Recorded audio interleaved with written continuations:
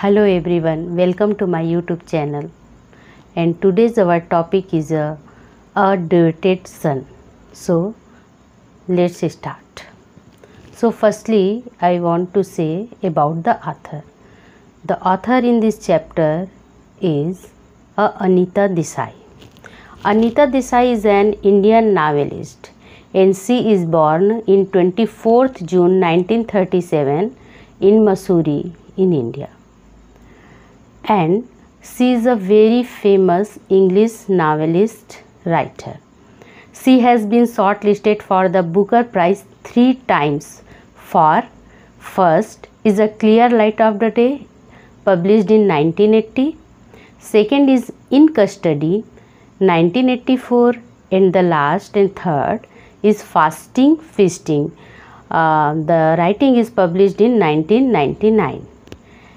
Actually, her father was Bengali and her mother is German. So, in our chapter second, topic name is A Devoted Son. What is the meaning of devoted? Devoted means in Hindi we can say Bhakt.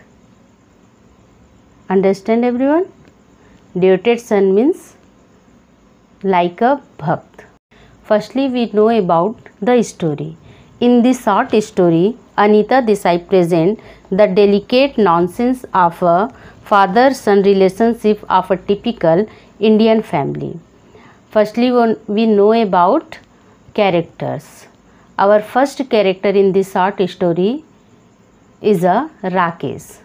Rakesh was a devoted son of Verma ji. He is very intelligent student. He got a scholarship and become a doctor. And in Verma's old age, supervise every meal. His father every little dishes he gave medicine also.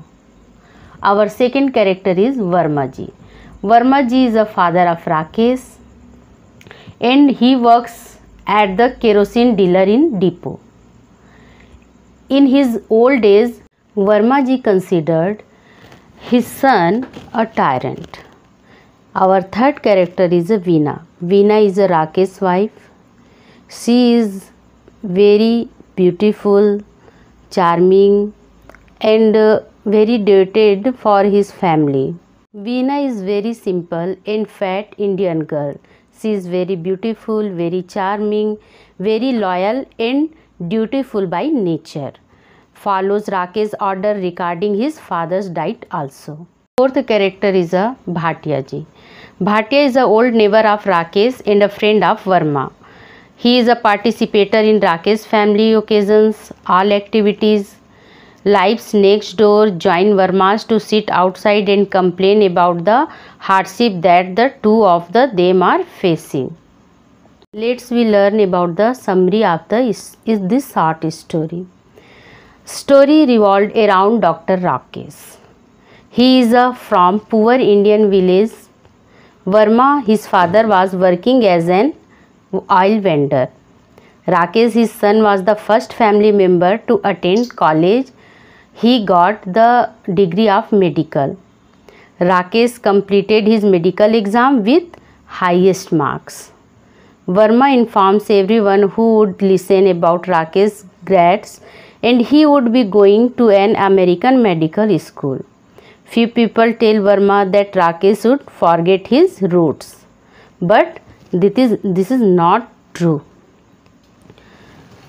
So this story's summary was that a person, a devoted son. जो theme है, जो इसकी summary है, इससे तो हमारी story start होती है. जो हमारे स्टोरी का मेन लीड कैरेक्टर है राकेश. राकेश पूरे देश में टॉप किया है मेडिकल की पढ़ाई में. वो टॉप आया है. उसके घर में खुशियाँ मनाई जा रही हैं. सभी बहुत खुश हैं. वो एक ऐसी फैमिली से बिलोंग करता है जहाँ उसके मम्मी पापा पूरी तरीके से इलिटरेट हैं. उसके पिता एक ऑयल डिपो में काम करते हैं, केरोसिन डीलर हैं. उसकी मम्मा एक घरेलू हाउसवाइफ है. ऐसे फैमिली से जो हमारा राकेश है ये पहला बंदा है जो मेडिकल की पढ़ाई कर रहा है, कॉलेज पहली बार पहुंचा है, जो इस लाइन से क्लियर होता है।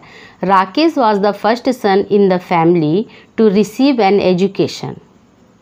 सब चीज़ बहुत अच्छा चल रहा था, सभी उसकी पीठ थपथपाने उसके घर आ रहे थे, सब बहुत प्राउड फील कर रहे थे और सभी को खुश होकर वर्मा जी बता रहे थे कि जैसे ही राकेश को पता चला कि उसने टॉप किया है, उसने सबसे पहले हमारे फिट को टच किया, हमें प्रणाम किया, हमारे पैर छुए। सब बहुत खुश थे इतने अच्छे बच्चे को पाकर, इतने आज्ञाकारी बच्चे को पाकर। वर्मा जी बहुत प्राउड फील कर रहे थे। समय बीतता जाता है, राकेश को एक अच्छी स्कॉलरशिप मिलती है, वो अपने देश से बाहर जाता है मेडिकल की पढ़ाई करने के लिए। तो सभी जो पड़ोसी होते हैं उन लोग को, वो वर्मा जी को और उनकी वाइफ को बोलते हैं, देखिए अब वहाँ से एक फॉरेन वाइफ लेके आएगा। तो इनके मन में भी थोड़ा डर आ जाता है, पर ऐसा कुछ नहीं होता। वो तो एक डिवोटेड सन रहता है, वो वहाँ से वापस आता है। Rakesh marry a girl she had picked out from him in her own village, the daughter of a childhood friend, a plump and uneducated girl. It was true. जी हाँ, राकेश अपनी माँ की पसंद से एक अनएजुकेटेड, एक फैट गर्ल, एक beautiful girl, village girl से शादी कर लेता है, जो उसकी माँ की पसंद की लड़की होती है। क्योंकि वो एक डिवोटेड सन था, इसलिए उसने अपने मम्मी की पसंद को प्राथमिकता दी। आगे बढ़ते हैं, उनकी फैमिली भी कंप्लीट हो जाती है। जब वीना, जो उसकी वाइफ होती है, वीना जब एक बेटे को जन्म देती है तो उनकी फैमिली भी पूरी हो जाती है। पर वो कहते हैं ना, खुशियाँ ज़्यादा देर रहती नहीं हैं। तो समय भी अधिक हो गया था, तो उनकी जो माँ है उनका देहांत हो जाता है, राकेश की माँ का देहांत हो जाता है। अब राकेश के जो पड़ोसी होते हैं वो सब यही कहते हैं कि जो राकेश की माँ है वो बहुत खुशी खुशी इस दुनिया से विदा ली, क्योंकि उनके अंतिम समय में उनका जो बेटा था उसने उसकी पूरी सेवा की, उसकी जो बहू थी उसने उसकी सेवा की और वो खुशी मन से इस दुनिया से विदा ली। अब राकेश को ऐसा लगता है कि अब मेरे पिता अकेले हो चुके हैं माँ के ना रहने पे, तो वो अपने पिता की एक्स्ट्रा केयर करने लगे, जैसे उसके साथ बैठना, अपने पिता के साथ बैठना, उन्हें न्यूज़पेपर पढ़ के सुनाना, उसके छोटे से छोटे ज़रूरतों को पूरा करना, अपने पिता का बहुत ज़्यादा सम्मान करना। सुबह शाम क्लिनिक जाने से पहले और क्लिनिक से आने के बाद वो सबसे पहले अपने फादर के पास ही जाते थे, ताकि उनके पिता को अकेलापन महसूस ना हो। और ये सब समय बीतता जा रहा था। जो उनके फादर थे वर्मा जी, वो भी अब रिटायरमेंट हो चुके थे, यानी उनकी एज भी 60+ हो चुकी। Rakesh, who brought him his morning tea not in one of the china cup from which the rest of the family drank, but in the old man's favorite brass tumbler. यहाँ पे राकेश अपने पिता की खुशियों का ख्याल रखते हुए उन्हें उनके फेवरेट ब्रास टम्बलर में ही चाय सर्व किया करता था। All this was very gratifying for the old man. ये सब उनके पापा के लिए बहुत ही ग्रेटिफाइंग था। वो बहुत खुश थे कि मुझे इतना अच्छा बच्चा मिला जो मेरी सभी बातों का ख्याल रखता है, जो मेरा इतना ख्याल रखता है। What was not so gratifying was that, लेकिन कुछ तो ऐसा था जो ग्रेटिफाइंग नहीं था। वो क्या था? Even undertook the supervise his father's diet. Yes, जो राकेश था वो अपने फादर के डाइट को सुपरवाइज करता था, देखता था कि मेरे पापा सही डाइट ले रहे हैं कि नहीं। उनकी जो डाइट है उसमें जो फ्लोर रहेगा, जो राइस रहेगा, वो 200 ग्राम ही रहना चाहिए। जो चपातीज़ है उसके लिए जो आटा है वो 200 ग्राम ही रहना चाहिए। उनके लिए no oily food, no fried food, no मीठा।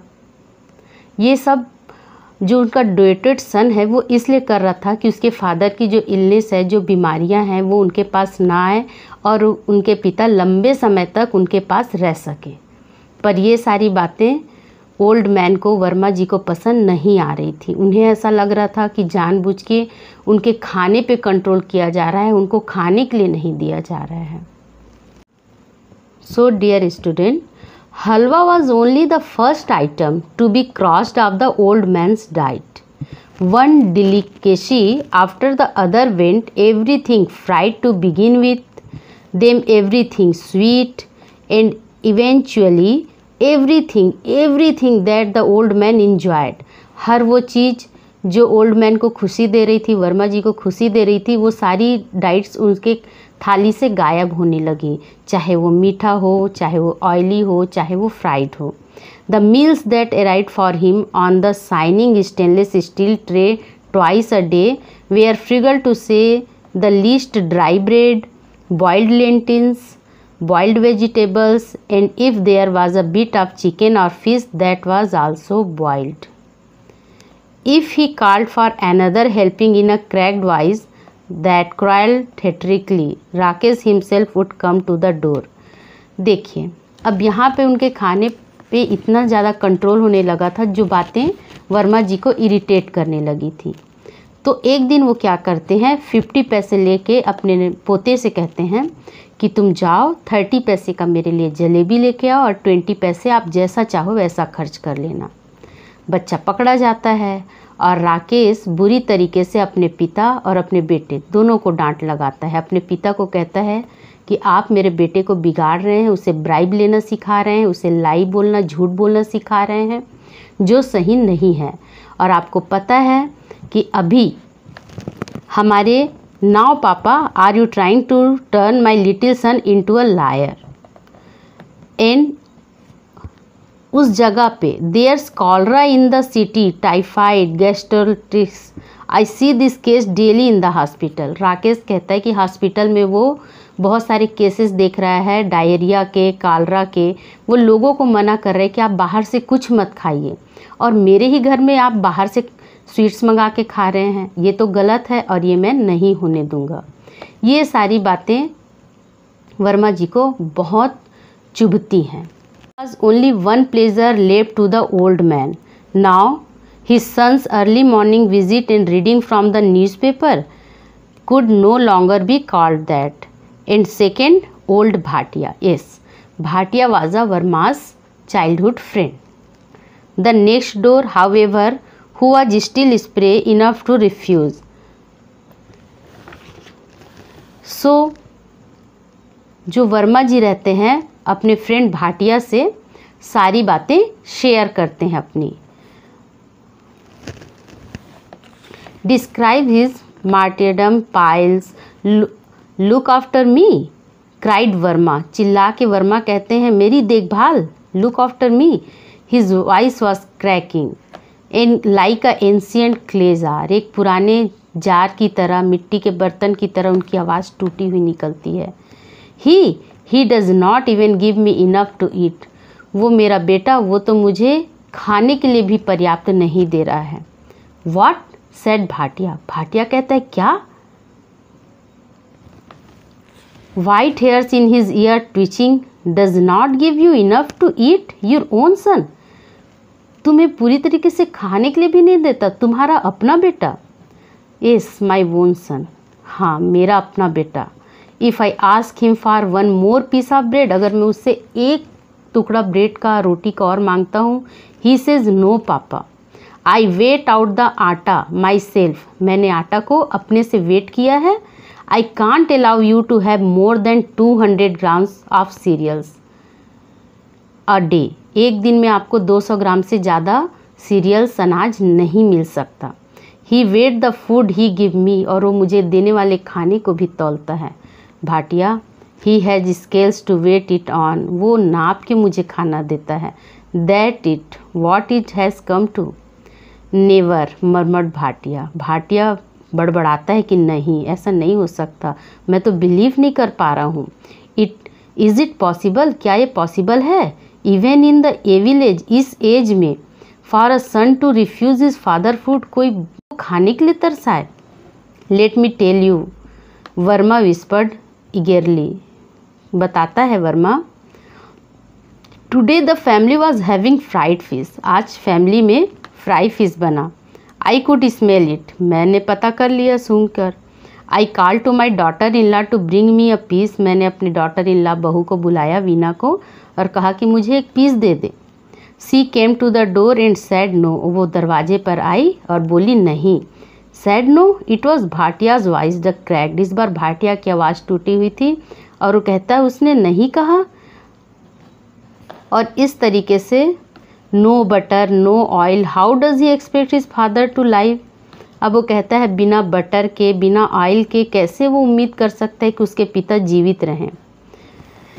इस तरीके से वर्मा जी अपने दिल की जितनी भी बातें होती थी वो भाटिया जी से शेयर करते थे। I am home, ask Rakesh. Verma's hand jerked suddenly in a sharp, desired moment, but he did not speak.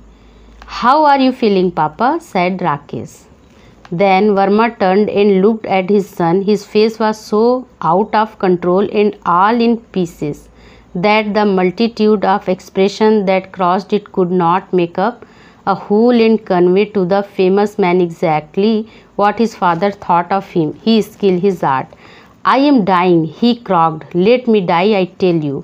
उसके पापा चिल्ला के कहते हैं, जैसे ही राकेश आके पूछता है how are you papa, then Verma ji said I am dying, मैं मर रहा हूँ। ही क्रॉक्ड, वो बोले चिल्ला के, let me die I tell you, मैं तुमसे कह रहा हूँ कि मैं मर रहा हूँ और मुझे मरने दो। पापा यू आर जोकिंग। राकेश कहता है कि पापा आप जोक कर रहे हो क्या। वो स्माइल करते हुए कहता है अपने पापा से और बहुत ही प्यार से कहता है I have brought your new tonic, मैं आपके लिए एक न्यू टॉनिक लाया हूँ to make you feel better, जो आपको बेटर महसूस कराएगा। यू मस्ट टेक इट, आप इसे लीजिए, it will make you feel stronger again, और ये आपको फिर से स्ट्रॉन्ग बना देगा। Here's it is, promise me you will take it regularly papa. वर्मा's mouth worked as hard as thought he still had a god of beetle in this. His supply of betel had been cut off years ago. Then he spat out some words as sharp and bitter as poison into his son's face. Keep your tonic. चिल्ला के कहते हैं कि अपनी tonic को रखो। I want none, I want none, I want none. मुझे ये नहीं चाहिए, नहीं चाहिए, नहीं चाहिए। I won't take any more of your medicine. मुझे तुम्हारी एक भी मेडिसिन नहीं चाहिए। None, never, कभी नहीं चाहिए। And he swept the bottle out of his son's hand with a wave of his own, suddenly grand, suddenly effective. His son jumped for bottle was smashed. वो बॉटल टूट के गिर चुकी थी इस छीना झपटी में। And thick brown syrup had splashed up, और वो जो ब्राउन कलर की सिरप थी वो पूरी तरीके से स्प्लैश्ड हो चुकी थी, स्टेनिंग हिज वाइट ट्राउजर्स, और राकेश के वाइट ट्राउज़र में भी उसके दाग लग चुके थे। His wife let out a cry and came running, उसकी पत्नी आवाज़ सुन के दौड़ी हुई आई। All around the old man was hubbed once again, noise attention. He gave one push to the pillow at his back and dislodged them so he could sink down on his back. Quite flat again, he closed his eyes and pointed his chin at the ceiling like some dire prophet, groaning, God is calling me, you let me go. ये सब होने के बाद वर्मा जी अपने बिस्तर पे late गए, ceiling को एक टकी लगा के देखने लगे और कहने लगे गॉड इज़ कॉलिंग मी, भगवान मुझे बुला रहा है, नाउ लेट मी गो, और मुझे जाने दो। इस स्टोरी में हम देख रहे हैं कि एक तरफ वर्मा जी के जो सन हैं, डिवोटेड सन, वो ये चाहते हैं कि उनके जो फादर हैं वो काफ़ी लॉन्ग टाइम तक उनके साथ रहे। वो अपनी मदर को तो खो चुके हैं पर पापा को खोना नहीं चाहते, और इसलिए कि वो बीमार ना पड़े वो उनकी डाइट का केयर कर रहे हैं। पर ये बातें वर्मा जी को समझ नहीं आ रही हैं। वर्मा जी को ऐसा लग रहा है कि उनके खाने पे नज़र रखी जा रही है, उन्हें जानबूझ के तला भुना या जो टेस्टी लगे ऐसा खाना नहीं दिया जा रहा है। और जैसा कि हम जानते हैं, जो चाइल्डहुड होता है या जो ओल्ड एज होती है वो चाइल्डहुड जैसा ही होता है। उस समय भी जो बुज़ुर्ग होते हैं वो ज़िद्दी हो जाते हैं, जैसे एक बच्चे ज़िद्दी होते हैं, ठीक उसी तरीके से यहाँ पे जो राकेश है वो ये चाह रहा है कि उसके पापा ज़्यादा से ज़्यादा समय तक उनके साथ रहें। Do you think old age is a second childhood like this short story? Have you thought how hard it would have been for your parents to raise you as a child? Are you willing to go the same extent for them when they get old? So think about it. Thank you for watching my video. Thank you.